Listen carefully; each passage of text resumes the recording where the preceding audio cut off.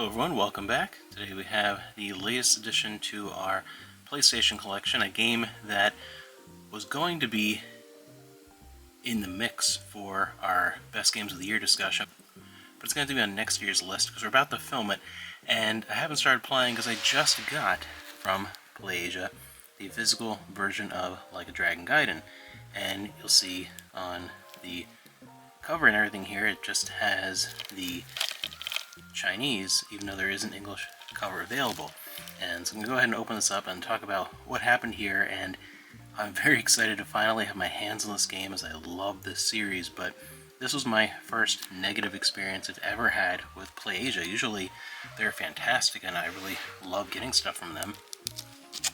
So while I'm opening this first part here, at first I wasn't even going to get this game because it seemed like it was going to be digital only, and then eventually it was revealed it was going to be released physically in Japan and a multi-language Asian region version, which had English support.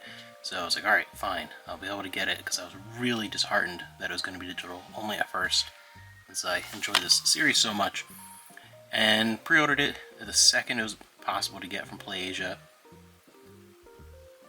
And typically with them, at least it's been my experience, I've probably received maybe somewhere between 10 and 15 games from them just in the past couple of years, as they've had a lot of the only physical versions of games.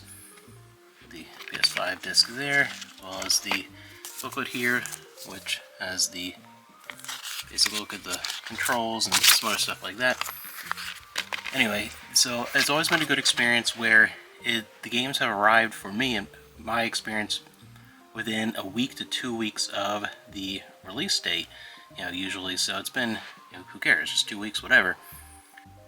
But this, about a week or so after the release date, had not yet even shipped. And then there was a mass email to a lot of people. There was an error that they had no control over, and they were quick to respond, and I give them credit for that. How the version that I got here, like the PS5, and I believe it was a PS4 version as well, it's the same, the Asian region version with all the different language options. There was an option to get it with English on the cover instead of either the Chinese or Japanese, cover art or whatever. There was an option, and there was a mistake, and they all came with this version cover instead, and everyone had the option to respond back and either ship it as is, or they were going to be able to get a reprint of all the English language covers. They could hold on to it and then send your order out once they got the English language covers. And I'm like, it's not that big of a deal. I know what the name is. The only thing that matters is that it has English subtitles in the actual game for me to be able to play it. So I immediately responded the same day, just send it as is. And, I'm excited to play it, and it's not a big deal to me whether it has English on the cover. And then it still didn't ship for about 2 weeks after that. And then the thing that annoyed me was it finally shipped the exact same day that I got the email that they had the English language covers in stock. So it's like I could have just, waited, just whatever. So that was a little frustrating. The error they could not have controlled. That happens, not a big deal. But then that massive delay in shipping to the point where it was sent the same time as the corrected one, so I got the uncorrected one. Not that big of a deal, but just this is the first time I've really had a negative experience with them. Nothing on the back, like alternate cover art or anything. But I will be, of course, talking about this game again as I give it a shot, because I'm very excited for this chapter.